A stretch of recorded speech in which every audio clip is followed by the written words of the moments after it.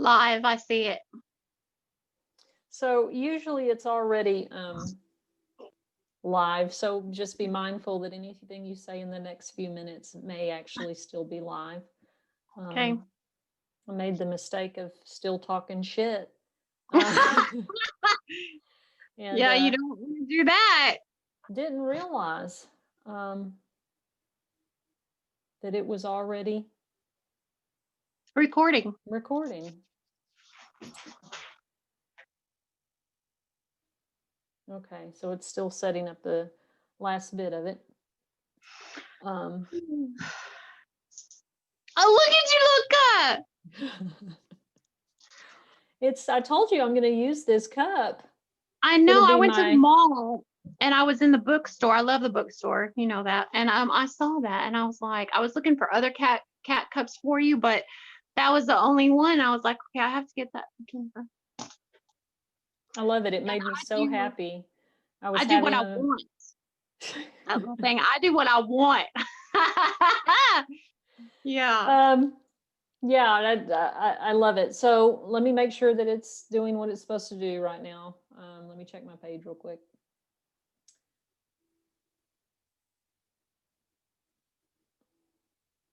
Come on, old lady. Come on, old lady. All right, look at us go. Look, there we are. Okay. Looks like you and I are the only people here. That's okay. That's all right. Look, can you hear the feedback? Okay. So for everybody that is eventually going to see this or maybe join us right now, this is one of my dear and closest friends, Daisy. And I haven't been doing videos lately. I've been caught up in other things, but I think I'm back on track to finally do the things that I really enjoy. So me and Daisy were talking yesterday and we thought that, let's get together and talk live in front of all of our friends just to have a good time. So yes. Daisy, and if you don't, usually I ask people about their incarceration. So I will be mindful. Well, you know all of mine. I will be mindful also to, as we have our discussion, not to ask things that I know that you probably don't want to share. And you know what I'm talking about with the peanut butter jar. But so if you don't mind, just kind of tell people what you feel comfortable telling them about prison experience, your criminal justice involvement.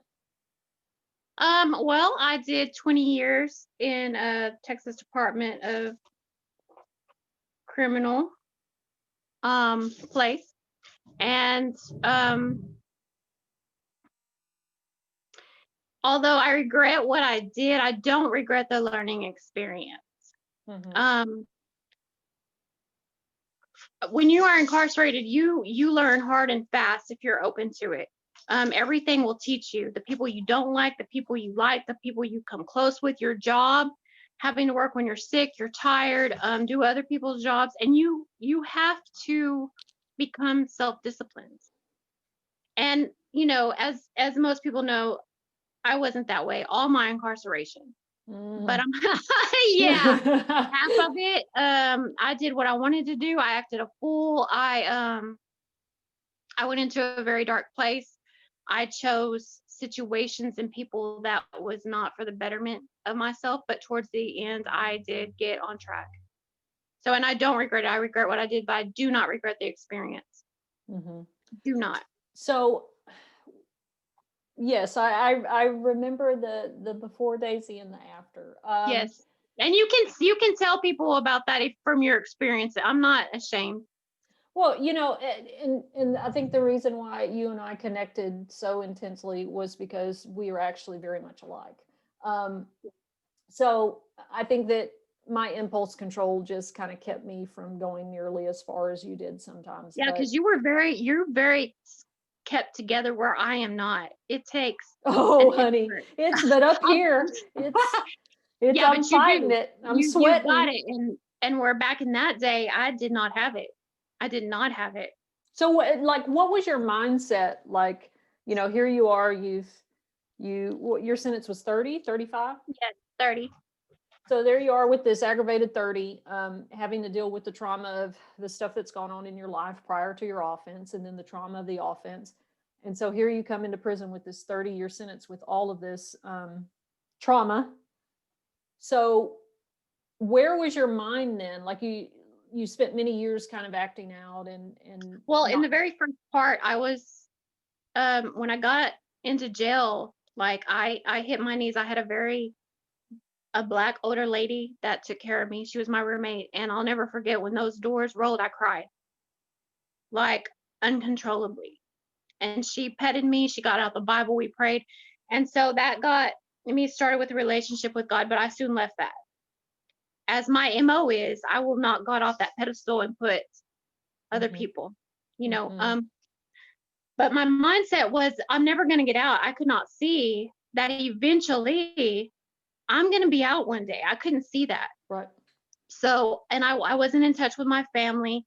I was still young, 24. So I could not see the future.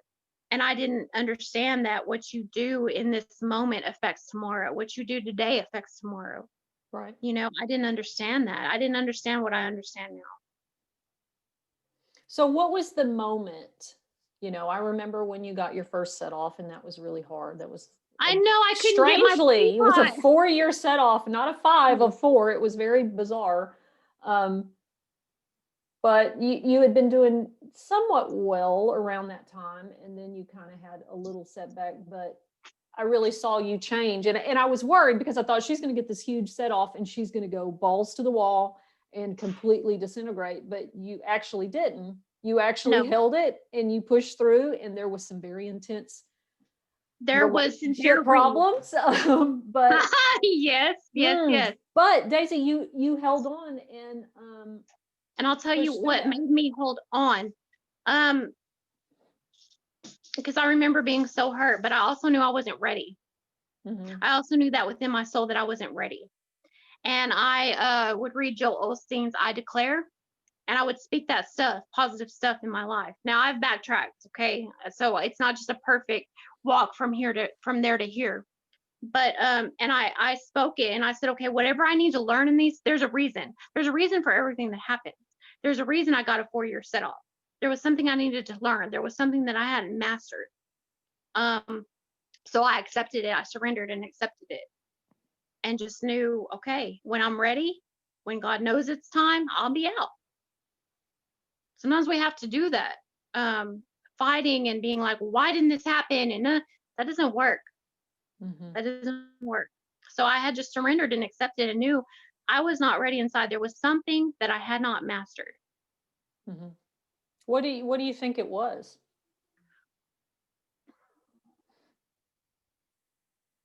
That's hard to say because when I got out, it was almost like I hadn't learned any of that. So Mm-hmm. it's hard for me to say, but and I would love to say my temper, but I backtracked on that too.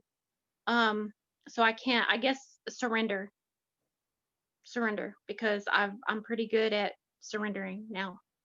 Mm-hmm. Yeah, and I think that really sums it up, right? So when you got out and you had years of doing well and maintaining, and you got out and you necessarily kind of didn't, right? So you kind of reverted back to the that place where you were not well again. I did. Um, I should have, when I prayed, I was in contact with God. I spoke to him. I could hear him. I prayed about going to my friend that took care of my mom until she passed away. And I felt like I felt like I needed to go there. But then in a way, I felt like, no, I should have gone to a halfway house because I've been incarcerated 20 years. mhm. Um, that was a very hard experience. Sleeping in the room where my mother died was very hard for me. I didn't have, it's very different when people have not been in prison. They do not understand the support and stuff that you need. Not saying that they don't love you and they don't want to support you. It's not that. It's just that they don't understand per se. Um, so, and then I made some wrong decisions, and that just kind of snowballed. Right. So, but I will say this, nothing that has not been used to bring me where I'm at today. Right. So I'll say that. Because you could even take the hard time that you faced when you got out and maybe made some bad Exactly. decisions. I It did. still I got to that did. place where you had to say, I either implement a change or I'm going to decompose. I'm And going to go back to prison. I'm going to die or go back to prison right. or go back to prison and die. Either way, however you want to look at it. You know, and all the plans that I had, you know, I sat there before I got out and said, okay, I'm going to do this. I'm going to have this much saved. I'm going to have a car by this. None of that happened in the time that I thought it would. Nothing happened as I thought it would. And that's okay. Um, and people told me, Daisy, I mean, don't take it hard if things don't happen. I was like, why wouldn't they? Why wouldn't they happen? Like, I have a plan. I've set goals. Um, but you know, sometimes things don't happen that way. So Yeah. And that's hard, right? Because you and I are very, well, I don't understand.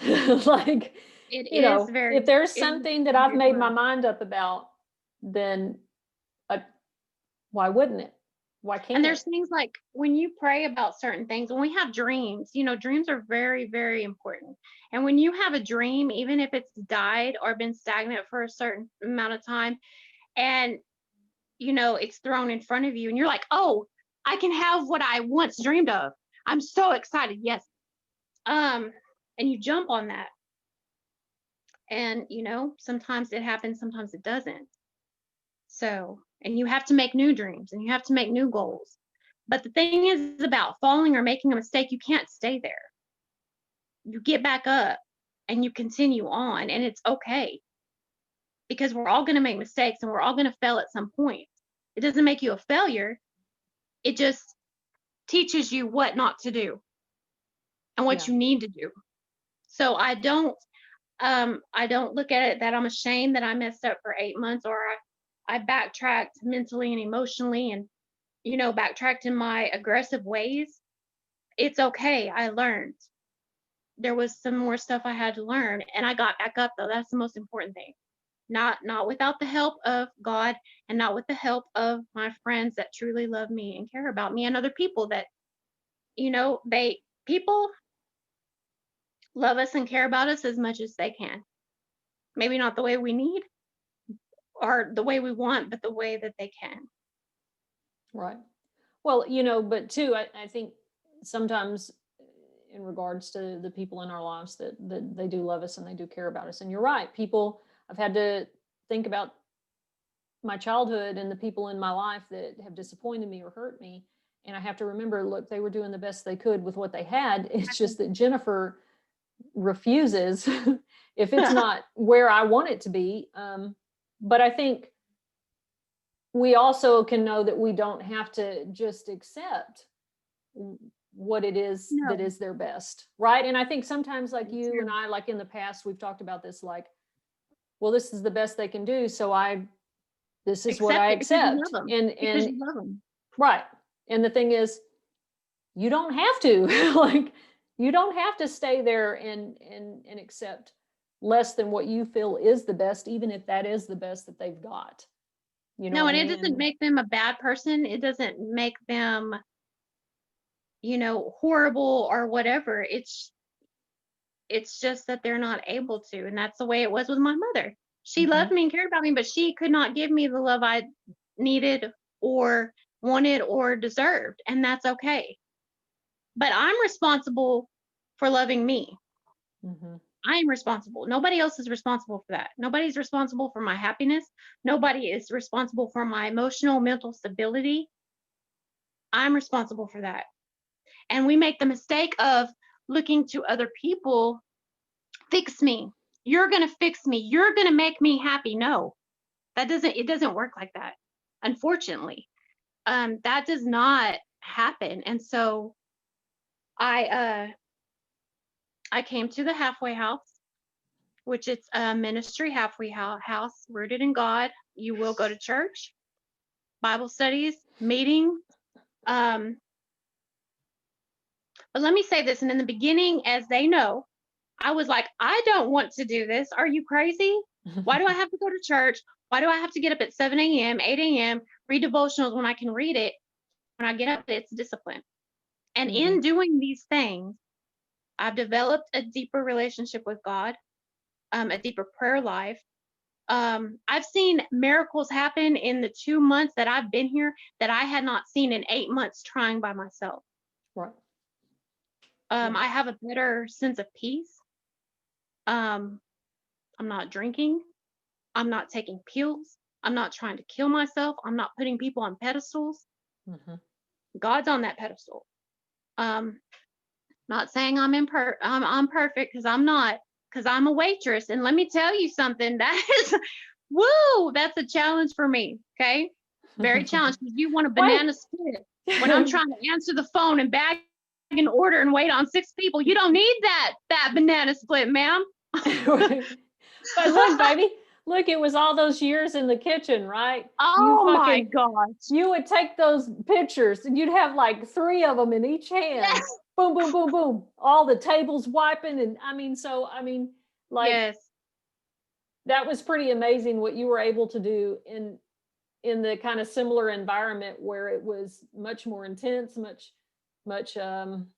Yes, and more come home and dangerous. come home after working in the hot 110 degree and still wash people's clothes, and take care of business, you know. And now I'm free from that, thank God. I don't have to do all that. I have a cat. I love cats. That's my little happiness. You know what my Friday and Saturday nights are? Puss in Boots is my cat's name. We have slumber parties, and Puss watches the bird videos on the phone. Okay, and I watch him and just laugh. Because it's just, I have such fun watching him watch the birds, because he's looking behind the phone and look. It's just that's my Friday and Saturday nights. And to be content with it and to be happy with it. Yeah, no, I totally get it. For anybody that's looking, this wonderful, it says cat person. Jennifer and I both. Mug. So Daisy sent this to me with a magnet of a cat pushing over some coffee that says, I do what I want to. And that kind of sums up me and her, our mentality sometimes. But, you know, and this came at a time that I really needed to feel cherished and loved. So thank you for thinking of me. Oh, I love you, and you've done so much for me, Jennifer. Speaking of, you know, so let me tell you something. Let me tell people, Jennifer Toon has been my best friend throughout it all. I didn't speak to her. I'm going to go ahead and tell the people of America, Jennifer. Tell them how you did me. For 6 months, I got involved in a relationship, and I would not talk to her. She lived 2 cubicles down from me, and I would not talk to her. You tell them why. You tell them why. Because who I was with did not want me talking to you or anybody else. And I didn't, because I thought I loved her and I wanted to put her first. But even after that, when I told Jennifer I was sorry, she forgave me and was still there and still called and checked on me and basically saved me. Well, you know, I remember you stopped talking to me after we had this great friendship established, and you just stopped talking to me. And I was like, really? Okay. Well, you know, and I think it's because, as frustrating as it was, I know what it feels like to be in a toxic, consuming relationship. And because I understood your mental health condition, which is mine, is the same thing that I have, and that I struggle with. I knew where that was coming from. And so it's like, I didn't take it personally, because it's just where your mind was at. And I knew eventually, if I just stay steady and patient, and people don't really understand, like, mental health sometimes is seen as, it's just a matter of decision, or it's willpower. But a diabetic can't, will themselves not to need insulin. So it's like, with the things we struggle with, And it doesn't make an excuse for the behavior, but it is, you can't just will yourself to be healthy without the right supports or without the right therapy or medication, or a lot of time, and I think you've discovered this too, is a spirituality. So I knew, because I understood, because I've been there. So, but it's not that I won't let you live it down, because I'll tell you sometimes. Remember when you Oh, stopped I talking to know. me? I understand, but I'm of the same mental. I don't, while I'm able to forgive people, and I don't forget. Not to say that I'm going to throw it in your face, but I don't forget. So I understand. It's hard because the things we struggle with, sometimes they get quiet, and then sometimes they get reactivated, and sometimes, and I think that's the importance of having support, and having real, genuine people that understand you and love you and can weather that. You know what I mean? And it's hard to let go of what you love or your dream that you have. It's very hard, especially if you realize that whatever it's not going to be. It's very hard. But in surrendering it, I can tell you this: the place that I'm at now is so much better. Not the house. I was supposed to start college this semester. Next semester I will, because I didn't get transcripts in time. But the great thing about that is I'll only be required to take 2 classes, whereas right now, if I had started, I would have had to take 4. Mm-hmm. And I'm not ready for that. That with everything that I have to do, I don't think I would have ever slept. So that what I'm saying is there's a perfect timing for everything. And sometimes we don't understand that, Right. there's a perfect timing for everything. Well, and I think too, it's like, um, in our minds, everything was the end of the world. You know what I It mean? was, Like, it was. everything is the end of the world. If this shit isn't going the way I want just right now, it's the end of the world. There goes the reaction. There goes the behavior. Exactly. When in honesty, it's not the end of the world. Maybe we can revisit this later. Maybe we can find another way to cope. Maybe there's some other answer. But that finality that plays in our mind is so difficult. And again, like, it's the support. It's having the genuine, real people in your life that accept you fully for how you are, and they're able to support you. And I have to mention Diane, because she says I'm leaving now because I haven't given her a shout out. Oh no. That Give her a shout out. she said, it's the end of the world. Bye, bitch. I'm leaving. And there's one of my main supports that has just threatened to leave the She's chat. very, very, she's always been stable, always been just top notch, always. Oh, Always. honey, and she will tell me about myself if need be. And we need that though. That's the thing. We need that. We need somebody to say, "Hey, Daisy, you're being dumb. Get yourself together. Yeah. Get yourself together and stop acting like you're 2. Quit acting like it's the end of the world." We need that. Honesty is much better than sitting there and saying, "No, you're okay. You're doing great. Yes, it's going to be okay." No, get your life together. Yeah. Well, Get your life and together. she just said to tell you that she loves you, and hello. Tell her I love her She said, too. I remember my Easter basket that she made me. Do you remember those little Easter baskets? Yes. Remember the little eggs you used to make? You'd crush up the aspirins and make little tiny eggs and stuff. Non-aspirin and water and paint them and put glitter from and people were so supportive of me. So supportive of me. They would buy like 5 and 6 and 10 Easter I mean, it was just awesome. Well, It was awesome. let's get into some fun discussions. Yes, let's have some fun discussions. Okay. Puss So wants to be inside the video. Say hi, Puss. Say hi, Key Cat. Puss. Isn't he precious, my little He's very baby? precious. I love love him. Put him in a box and send him to me. No. So one time, what me and Daisy would love to do is, hey Sylvia, I see you on here. Hey honey, we would love to play chess until like 1 or 2 o'clock in the morning. Always all beat the time. Me. Boom, boom, God. boom. Tap that ass. Tap that ass. Nobody's ever beaten me in chess, by the way, so don't feel bad. But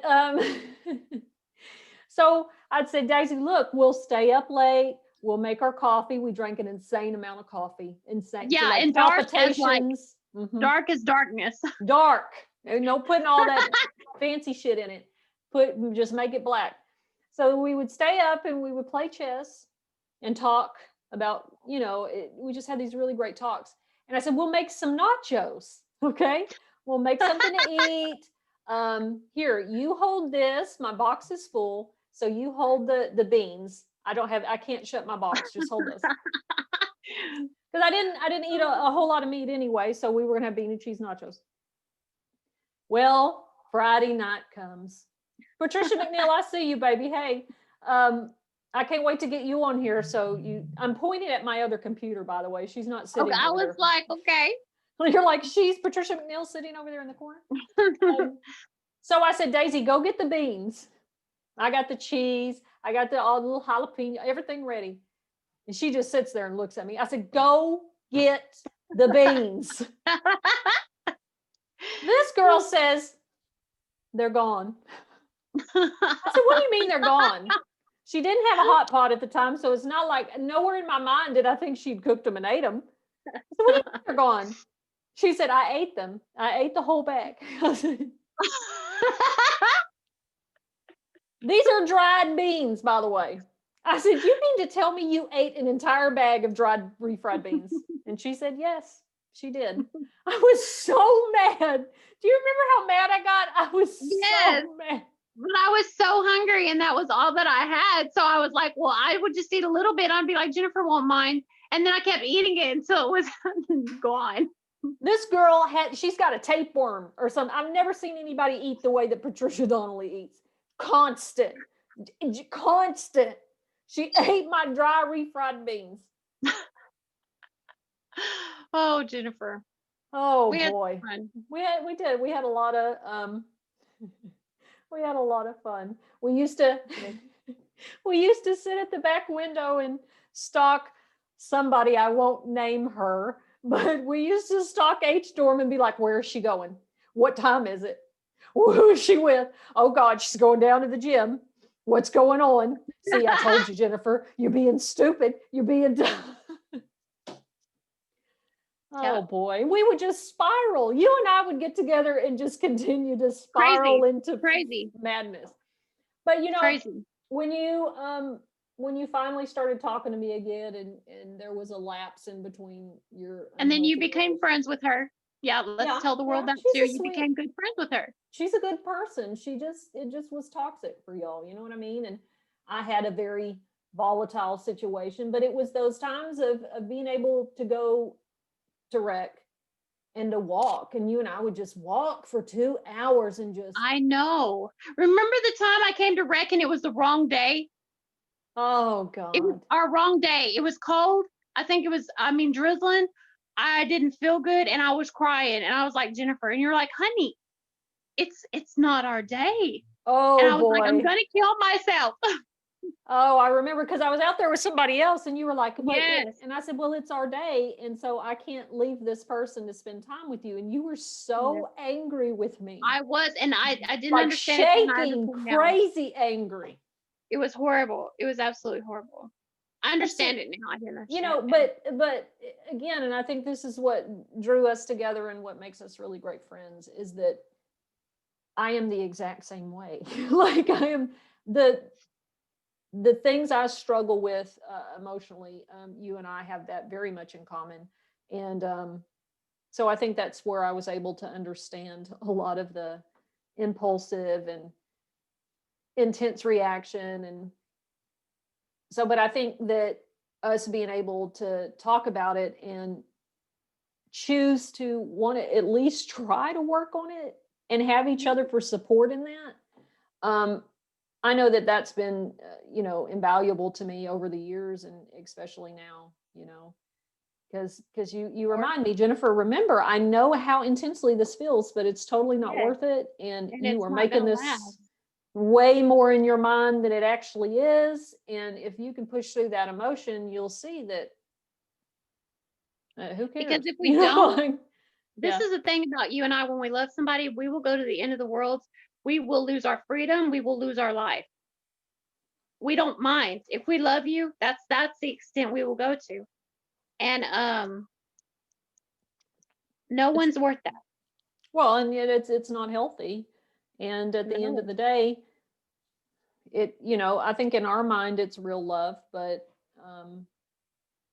I think our understanding and definition of love is what it is, and it may not be what other people's is, but it is that to us. And but I was telling Diane, it's about accepting who you are, how you are, not as an excuse for behavior, because we all still do things that we regret and act in ways that we wish we hadn't. Exactly. But I think it's the level of consequence to that and the level of destruction for you and I, for people that struggle with the things we struggle with, is being able to minimize the behavior almost as much as we possibly can. And in a lot of ways, I had somebody unfortunately say something to me that was really hard to hear, but I've not been perfect, and I've acted out in ways that I shouldn't have. In an over emotional response, and to say, I don't think you've changed a whole lot, and this is in you, and you're always going to behave this way. And that was hurtful, because it does sometimes feel like, God, like, am I ever going to be normal? Am I ever going to? And I had to sit back for a moment, and I said to myself, no, like, I have changed a whole lot. And the fact that I didn't do A, B, C, or D, which what I normally would have done, I know that a normal person, or a person that has not experienced me in the past, would not see the importance of that. That's huge for me. And I've come a long fucking way from where I was when I was 15 years old, or even 10 years ago. So it is all about the small progress. And again, having those really genuine, wonderful people in our lives to support us during that. And even the people that or I'll say negative situations, even the negative situations are wonderful in the way that they cause us to grow. They cause us to change, because without it, we wouldn't change. Right. We wouldn't do something different. So it's like struggle, just like working out, because I jog and I work out. And it's in that when you keep on doing it, when you reach the hard part where it hurts and you keep going, that your muscles get defined, that you can run further. If it wasn't for that, you wouldn't. Right. So right. Everything. It's interesting you said that, because so my parole officer when I was living in East Texas, I had two. I had the one that was my supervision officer, and she was really great. She was real stern, but she was very supportive. And then I had another one as I transitioned over to the regular caseload, and she had to do my assessment again. So she had to ask me all these questions about, risk and, personal questions, all that stuff. And so she's telling me what are your coping skills? What are, this and this, and, oh, I've grown a lot. I went through some therapeutic stuff, thankfully, before I left TDCJ. And then out here. And so I'm feeling confident, I'm feeling strong, feels great. And she goes, okay, well, this is wonderful. I think that you're going to do well just on the minimum supervision. But Daisy, she said something to me. And at the time, I didn't really notice until later I started thinking about it. She was like, well, Miss Toon, can I ask you something? She said, it seems like to me, you do really well until you have complicated or intense relationships or emotions. So have you had that since you've been home? And I said, no, I've focused on work and my writing. She goes, okay, well, I'm just going to say to you, you don't really know until you've been tested with that again. And I was like, oh my God, she's right. Like, I can feel as confident as I want. Just like, when you got home, you were confident and ready. I was great. And then that moment of testing comes, and it's like, oh because boy. it comes, because that stuff inside of us, when we get scared of being abandoned, if you go back into a relationship that you were once in and there's baggage that you're carrying from the past, it's going to be 10 times worse. Because we come from, oh my gosh, are they going to leave me? Are they going to cheat on me? What's going to happen if I don't do this? Oh my gosh, they didn't answer the phone. Does that mean that we're broken up? And go split ziggity boom. Mm-hmm. and it all falls down. Mm-hmm. And it all falls down.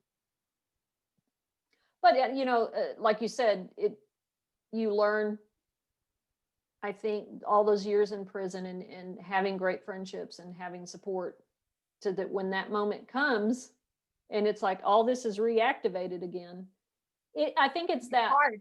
I have to accept, just like I have to accept that I'm diabetic, I have to accept this mental health issue. I have to. No more, I'm fine, it's over, I'll will myself through it. It is what it is.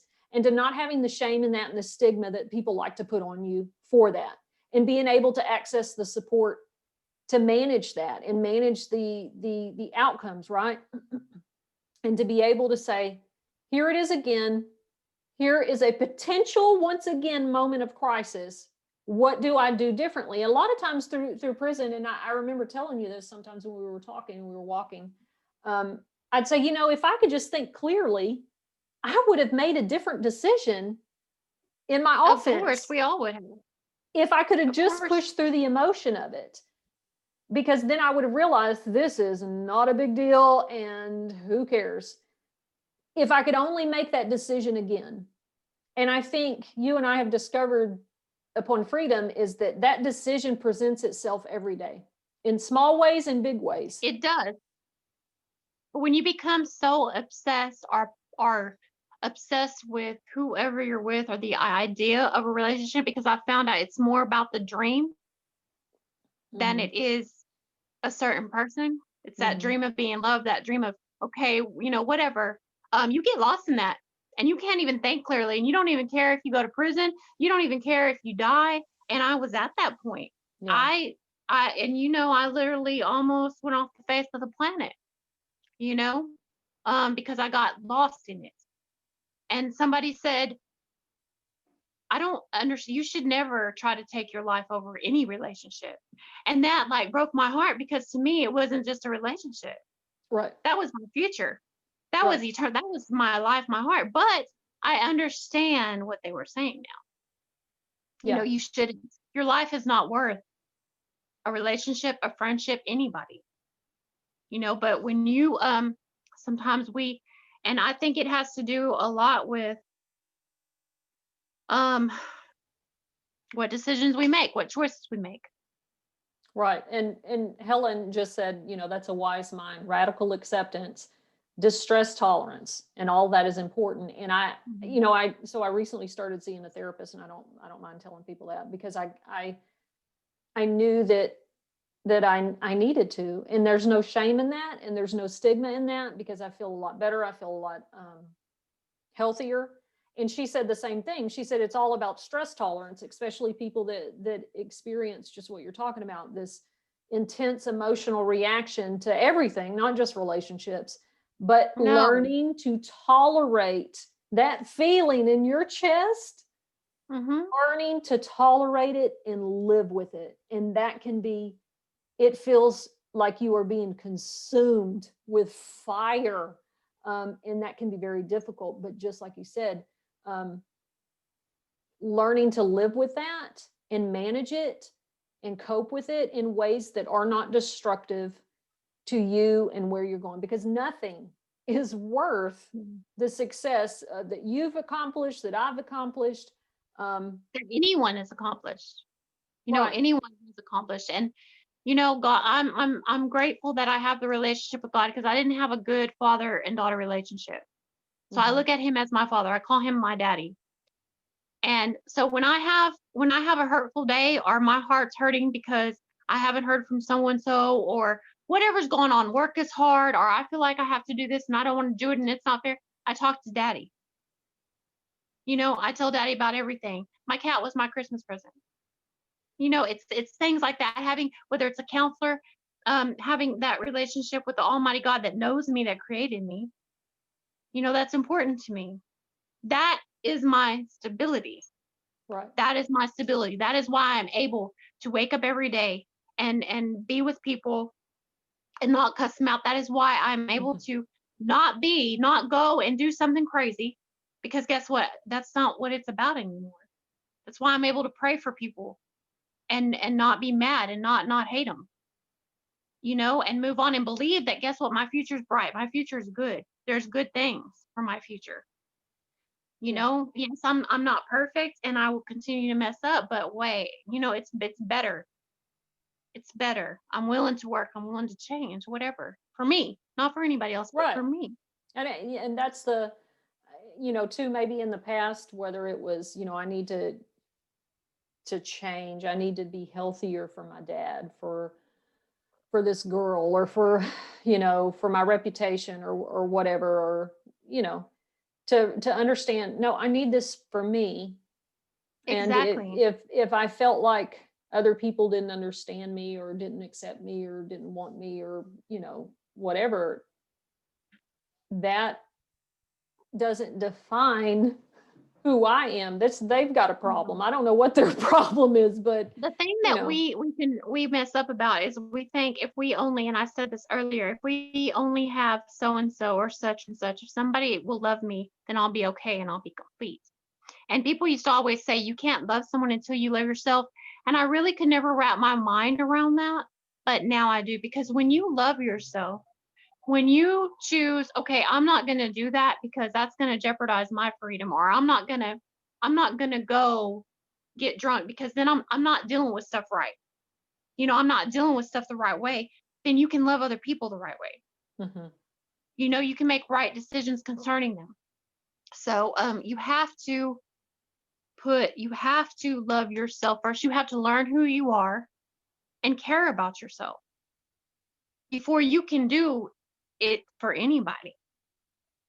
So But no one. let me ask you this, as we're talking about this, and some of the work I do is around mental health supports in schools, and somewhat in the criminal justice system.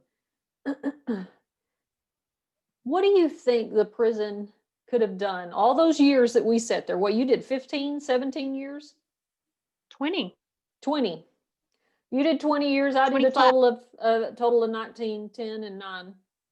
And so all those years that we sat there with no treatment,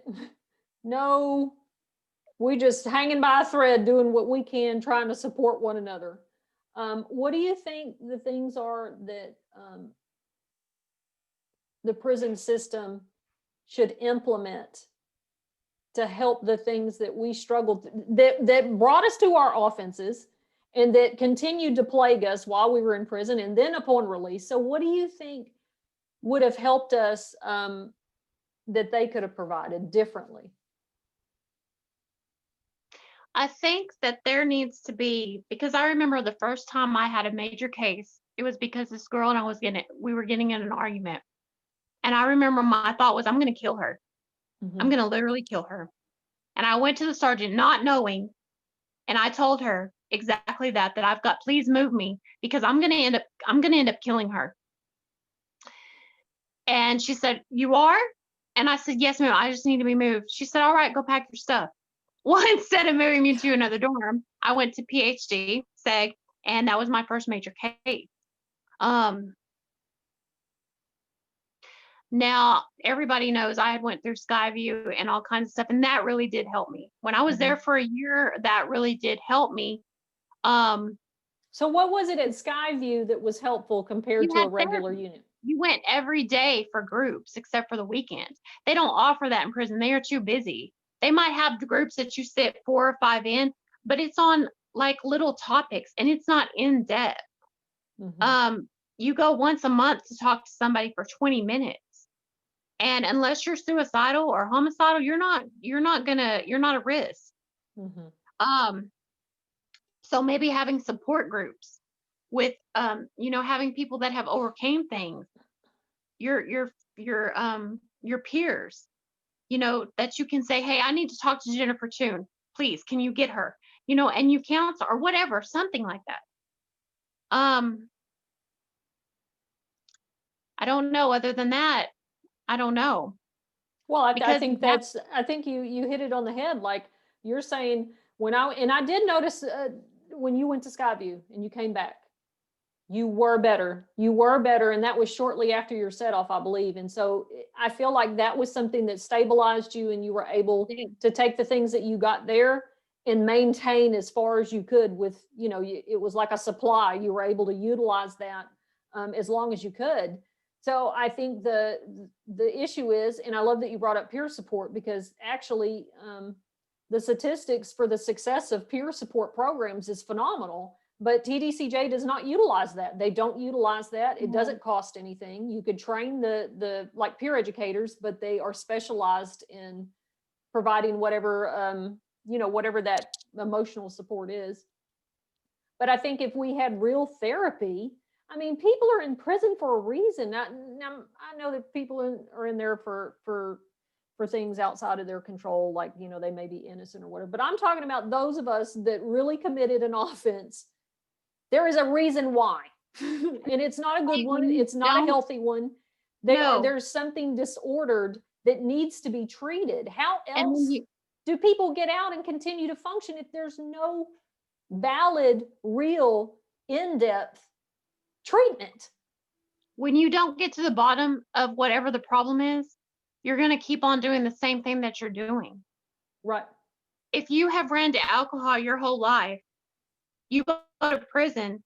Yeah, you might be sober for those years, but when you get back out, guess what? Bam, that's what you know, because what's truly inside has not been taken care of.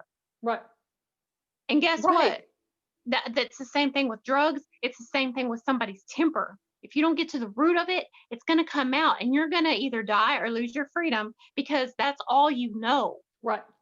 That's and I all love that you say that, because even in my second offense, where I was emotionally was right back where I was when I was 15. So when I was on the way to the bar and I was like, oh, this is not good. I might, like, I don't go to prison if I act out or do something. And do you know what I told myself? Because you begin to justify things. Oh, well, I'll survive. I've done it before. Exactly.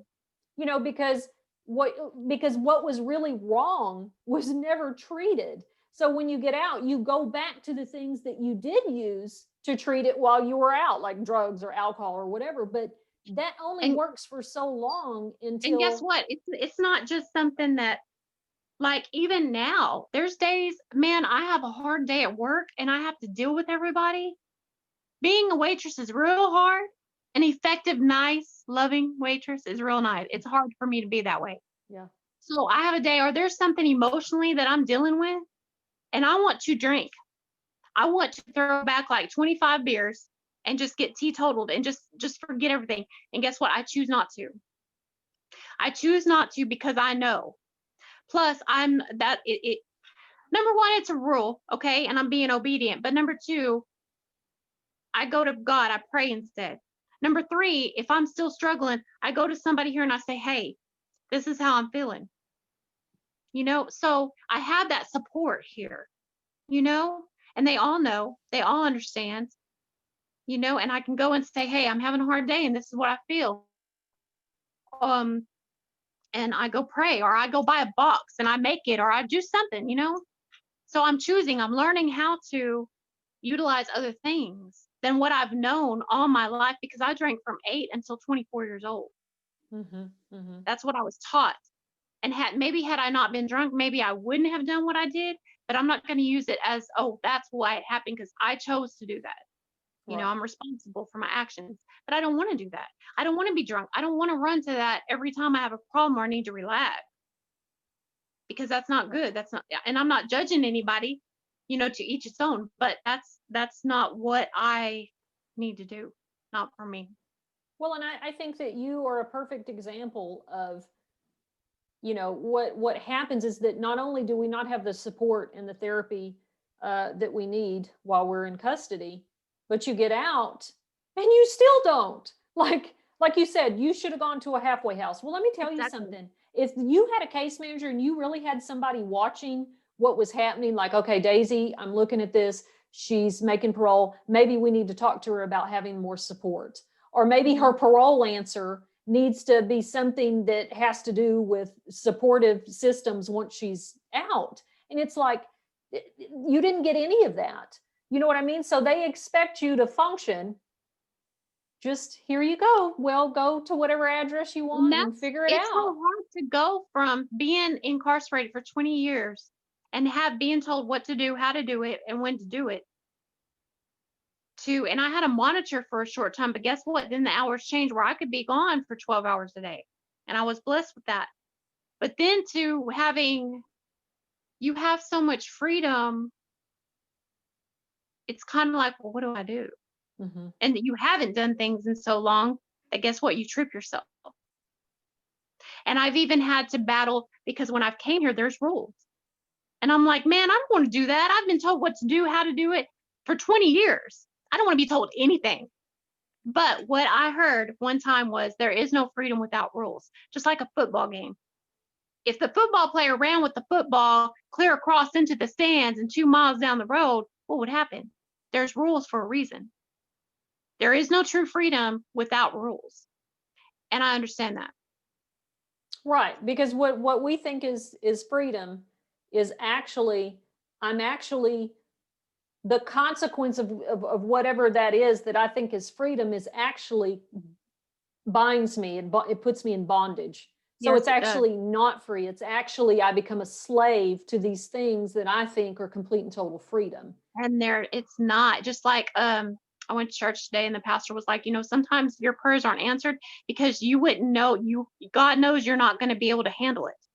Right. It's just like had I had a car, like I'm going to say 4 months ago, I would have wrecked it and it would have been repoed.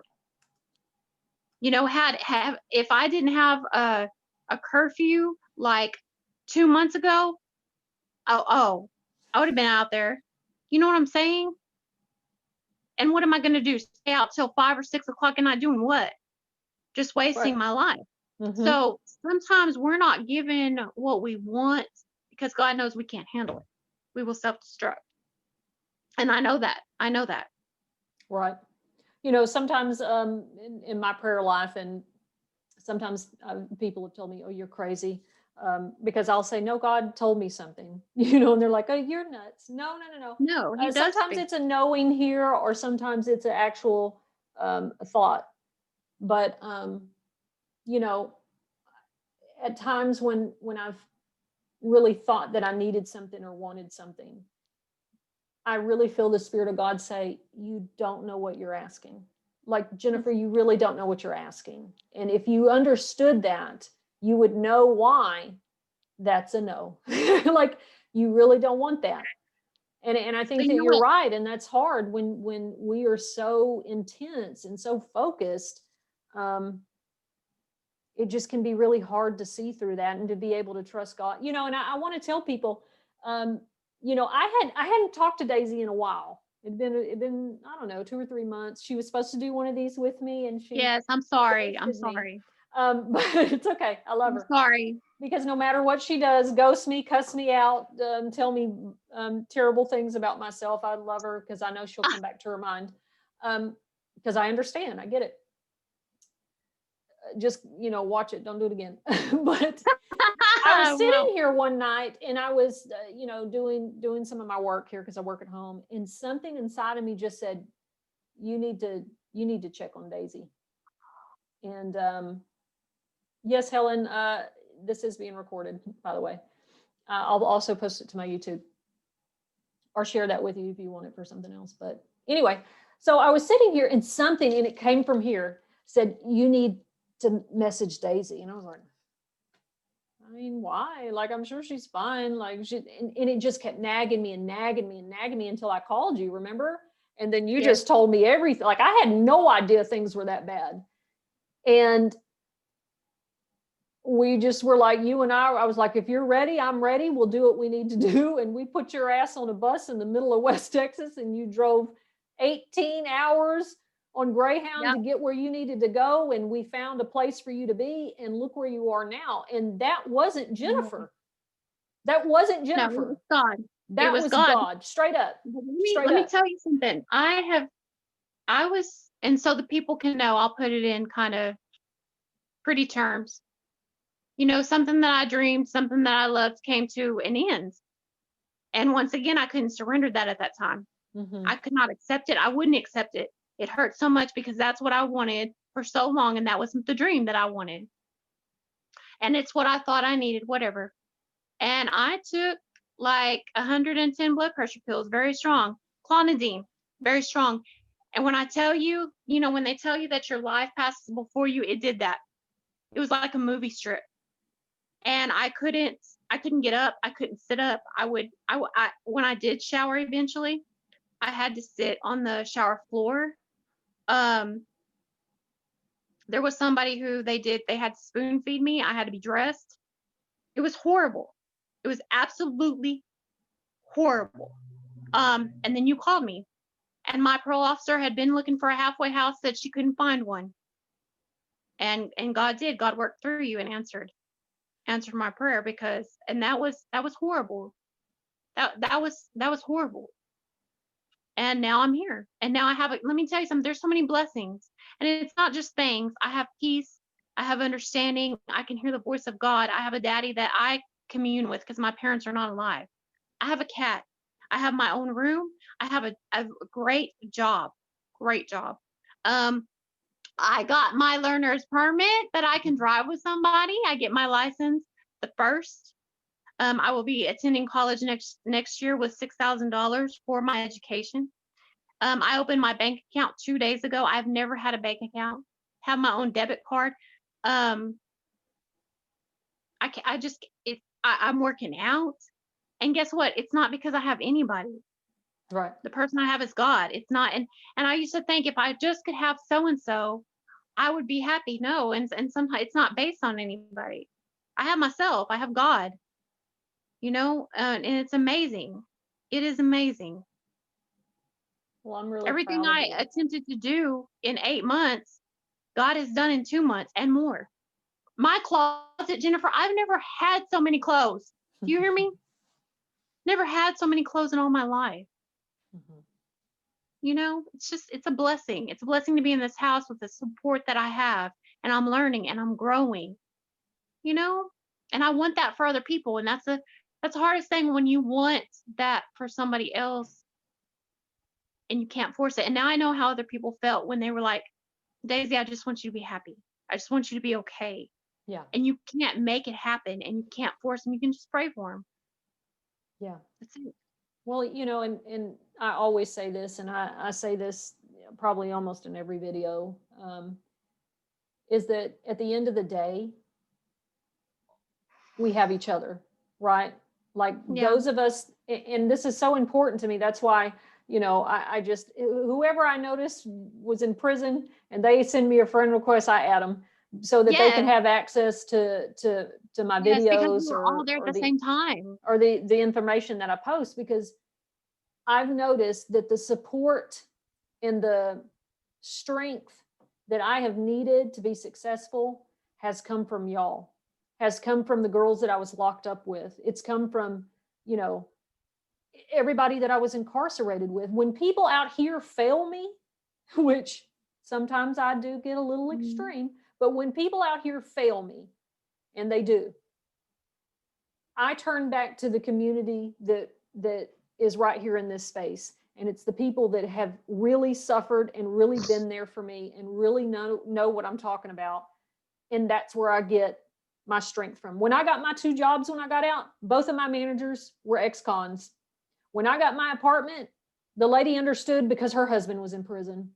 We have to look after each other because nobody else will. I'm going to tell you I something. My mean, I'm boss, not saying that there's not people that don't have criminal justice experience that aren't helpful, because I meet them in my space where I no, they work every are. They're day. wonderful people. But my boss has been down the road. And when he first learned that I had been in prison, guess what? He cared for me. Because we have that bond. We've both been a place that other people have not been. And let me tell you something, Jennifer, I had more actually, I guess, because in prison we're all there for doing something wrong. We're all Mm-hmm. in the same boat. And out here, it's kind of different. You know what I'm saying? Because when people have not been down that road, they don't understand. They can't understand what it's like. Whereas you and I can, or somebody else that has been there. So yeah, I agree. I love seeing people that I remember sitting on my floor talking to, like Michelle Parsons. I love that. She's so beautiful. Hey, I love that. which reminds me, I'm fixing to go see Michelle at 2 o'clock, her and Yes, Mandy. And I'm going to tell you I something love it. else, like, just like you mentioned, to be able to see us free and successful and to have that support system, like Mandy, she didn't even know that I lived, like, it was maybe like a month or two ago. She was like, "Hey, do you live in Austin?" I said, "Yeah." She goes, "I live in, up here, Mhm. pretty close. Do you want to hang out sometime? Do you want to?" And so when we reconnected, it was like, damn, thank God for you. Like, just the Yeah, level of understanding, and to be able to understand why I feel the way I do, and the things that I've exactly. Our struggled people, with. like, I've connected with people that have been like, yeah, but Daisy, remember, I can remember, remember 5 years ago, you went through such and such, remember? So Mhm. don't forget, that's how I was able to tell you that, because somebody said, don't forget where you went. Okay, don't Exactly. forget. Hey, look, Don't honey, forget. I love you so much, but we've been I talking love for you, an Jennifer hour, Toon. and I've got to get ready to suit up and put my mask on and get some hand sanitizer, and Oh God. go say hi Okay. to old crazy Marsha. Right. But I love you, and I I really love enjoyed you too. this. And I I didn't tell any fantastic, terrible stories. I'm so glad you didn't. Um, I told what I did to you to the whole world, okay? And I'm so there's a lot sorry. of a lot of funny stories too, but I will not tell the story about the peanut butter jar or the angel trumpet that Oh you God. boiled and drank, and then saw little men in your cubicle all night. Yeah.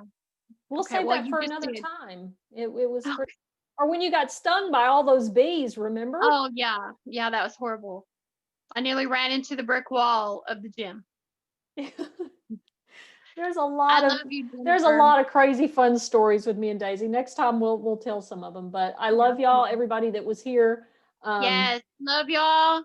and maybe in the future I will, try to keep y'all more up to date of when we're going to do things like this, instead of just springing it on you in a Sunday afternoon. But thank you for being there for me, and I love you, little crazy cat lady. I love you. Thank you, Jennifer, for everything you've done. Being my best friend always, even after I didn't talk to you for 6 months. You're such a bitch. Have a good day. Bye, baby. Bye. Bye.